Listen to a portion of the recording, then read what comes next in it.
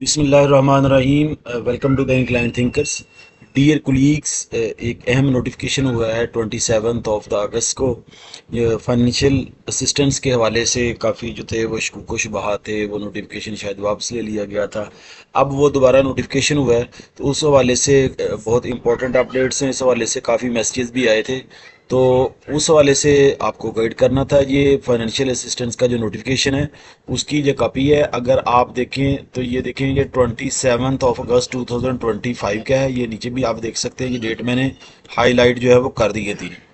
اور چونکہ یہ تھوڑا سا پڑھنے میں ایشو ہوتا ہے، میں نے اس کو دو حصوں میں ڈیوائڈ کر دیا ہے تاکہ آپ کے لیے ایزی ہو۔ اگر ہم نیکسٹ پیج پہ دیکھیں تو اس کا سبجیکٹ کیا ہے؟ Financial assistance to the family of a servant who dies while in service, یعنی ایسے لوگ یا ایسے ملازم جن کی ڈیورنگ ڈیتھ ہو جاتی ہے تو فائنینشیل اسسٹنس جو ہے وہ کتنی ملے گی؟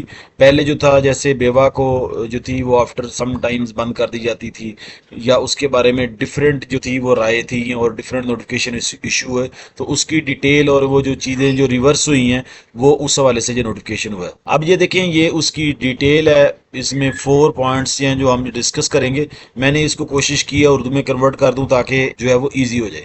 سب سے پہلا پوائنٹ ہے کہ حکومت پنجاب نے فیصلہ کیا ہے کہ اگر کوئی سرکاری ملازم دوران سروس وفات پا جائے تو اس کے خاندان کو مالی امداد دی جائے گی۔ اس کے اہل قرار پانے والے افراد درج ذیل ہوں گے۔ نمبر 1، مرد ملازم کی صورت میں اس کی بیوی یا بیویاں، یعنی اگر کوئی میل جو ہے اس کی ڈیتھ ہو جاتی ہے تو فائنینشیل اسسٹنس جو ہے وہ اس کی وائف کو ملے گی۔ ایک وائف ہے تو ایک کو ملے گی، اگر ایک سے زیادہ ہیں تو وہ ان کو ملے گی۔ اگر ہم دوسری بات کریں، اسی طرح اگر کوئی فیمیل سرونٹ ہے یا فیمیل خاتون ہیں جو جاب کرتی ہیں، اگر اس کی ڈیتھ ہو جاتی ہے تو اس کے ہسبینڈ کو جو ہے اس کی پینشن ملے گی تا وقت ہے کہ وہ سیکنڈ میرج نہ کر لے۔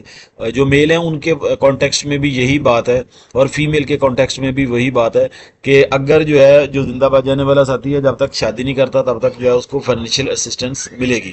یعنی اگر میل کی ڈیتھ ہو جاتی ہے، فیمیل شادی نہیں کرتی تو اس کو فائنینشیل اسسٹنس جو ہے وہ ملتی رہے گی۔ اور اسی طرح اگر فیمیل کی ڈیتھ ہو گئی ہے تو میل جب تک شادی نہیں کرے گا اس کو فائنینشیل اسسٹنس جو ہے وہ ملتی رہے گی۔ یہ تو تھا میاں بیوی کے کانٹیکسٹ میں کہ اگر ایک کی ڈیتھ ہو جاتی ہے تو دوسرے ملے گی۔ اب بچوں کے کانٹیکسٹ میں جو ہے ہم بات کرنے لگے ہیں کہ ان میں کس کس کو فائنینشیل اسسٹنس جو ہے وہ ملے گی۔ اب دیکھیں جی، جس کی ڈیتھ ہو جاتی ہے اس کے بچوں کو ملے گی۔ سب سے پہلی بات ہے کہ بیٹا اگر 24 سال سے ایج کم ہو، یعنی بیٹے کو فائنینشیل اسسٹنس ملے گی، لیکن اس کی کنڈیشن کیا ہے کہ اس کی ایج جو ہے وہ 24 ایئر سے کم ہونی چاہیے۔